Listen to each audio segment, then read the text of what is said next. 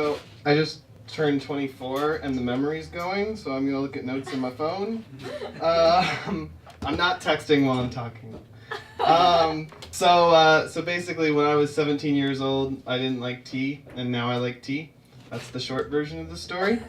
It's one of those stories where it's more about the destination, the journey. So I didn't like tea. I was 17 years old, and I went on my first date ever with a girl named Bean, and I thought I'd be very romantic and take her to Paris Je T'aime. Has anyone seen that movie? No? Oh. Well, it sounds romantic because it means Paris, I love you, and it's French, and, that sounds romantic. It's actually really not, I found out once we saw it. It's a series of short films that are really bizarre. There's vampires and people getting beaten up, and it's called Paris, I Love You, but it's not, there's not a lot of love. It actually ends on this, sad American tourist who went to Paris for love and then is just sad and alone. That's the last story, and it was the beginning of our date. And so when Bean asked me if I wanted to cross the street to go to the tea shop, I didn't say I don't like tea. I said okay, because I was trying to, make things better from my bad decision on the get-go.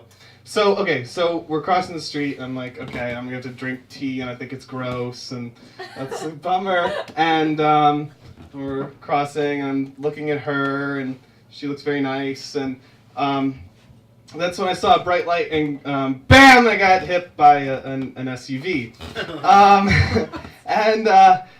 Later, she told me that it looked like a cartoon. It was actually raining, and I flew in the air and slid along the pavement, and somehow managed to sustain no injuries whatsoever. I had like a little bruise, and that was about it. But it was pretty dramatic, apparently. And so in the ambulance, which didn't need to take me to a hospital, but just showed up, they told me to call my mom and tell her what was up. And I just remembered that I called, and I didn't know what to say in that circumstance. I feel like I should probably have something ready in the future in the horrible case that something bad happens in the future, because I was just like, hi. And then my mom recalls this as she heard the ambulance person, or the paramedic, I guess, say, tell her everything's okay. And which is like, code for everything is horrible. So I went through that scenario, and then drove Bean back to her house because the date continued after the SUV interrupted, and she was incredibly nice. She wanted to kind of console me, and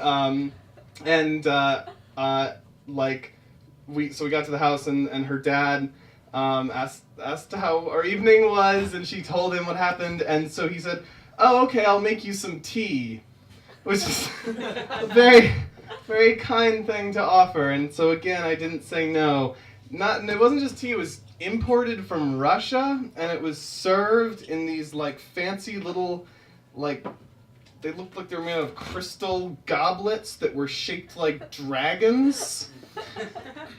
And he poured this tea and said, well, at least you'll have a good story to tell. And it was delicious, and so now I like tea. That's my story.